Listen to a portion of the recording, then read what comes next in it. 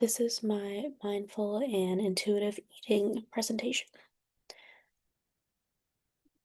First, my name is Eliana Kaplan. I'm the class of 2028 and I'm a nursing major. I'm hoping to be a pediatric trauma nurse, hopefully in Boston Children's Hospital. I do play field hockey for the Westfield field hockey team. And my job when I'm at home is I'm a ninja coach, which is like American Ninja Warrior, but for kids. Um, Okay, to start, we have mindful eating, and this is all from the same resource. It's right next to the name mindful eating.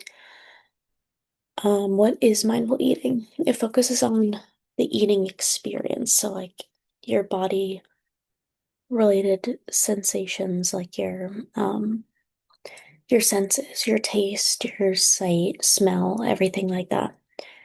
Your internal and external cues, which relates to the senses, your thoughts about the food, your feelings about the food, heightening your awareness, which is more with those senses again, like noticing the texture on your hands and your mouth, the noticing the flavors more than you typically would, and not having judgment with the foods you're eating or the way you're experiencing them.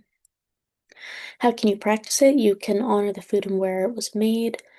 Um, so at a farm, if you know like what farm it was from or what type of farm, like you can picture that. You can use or you use all of your senses, serve it in modest portions, and savor the small bites. So don't rush through eating. That goes along with eating slowly. Avoid overeating. So just keep it kind of what your body tells you a little bit. Like, don't eat a ton. Um, don't skip meals. And then also consider a plant-based diet for both yourself and for the planet's health. I put the picture of Ratatouille because this whole thing reminded me of when he eats, how he like sees the colors and hears sounds like with whatever he's eating, the flavor that it gives off.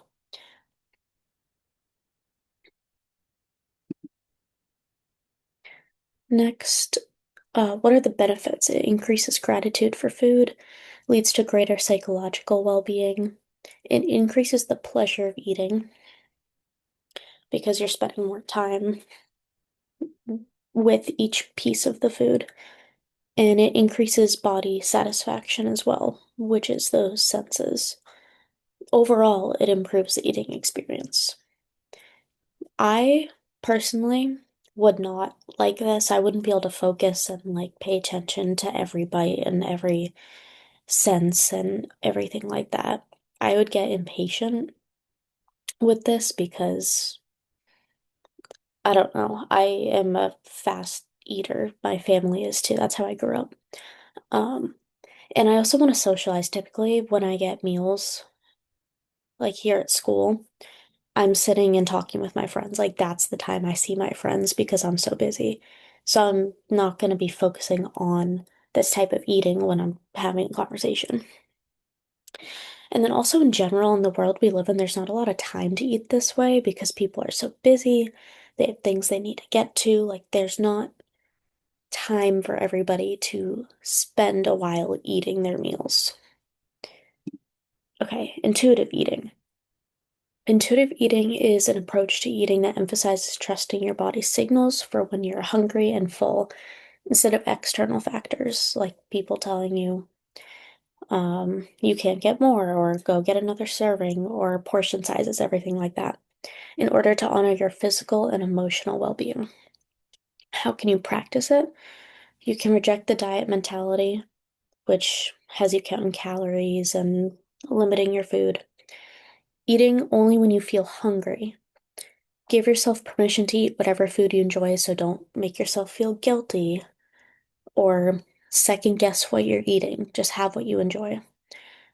Respect when you're full, when your body tells you you're full, don't eat more past that point until you get hungry again.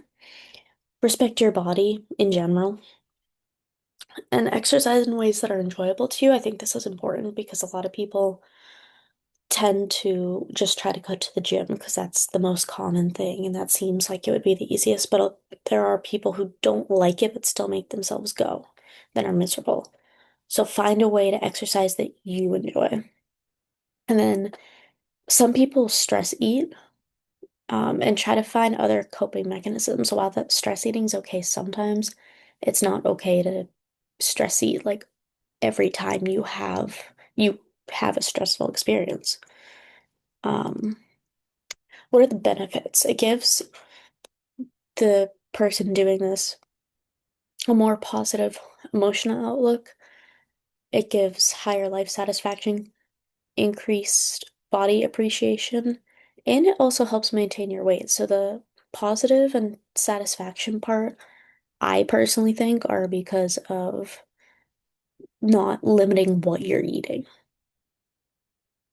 And you're just listening to your body. There's no strict rules, no counting, no extra time figuring out how many calories is this, how many grams.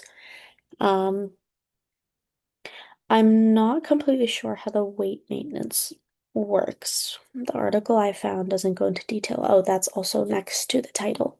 Both of these sides is the same article. My personal thoughts, something I would try, or it is something I would try.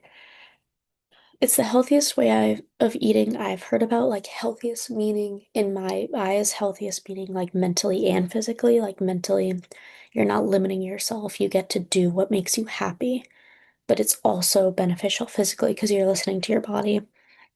And I think this would be beneficial to many people. Thank you for listening, and here are my resources.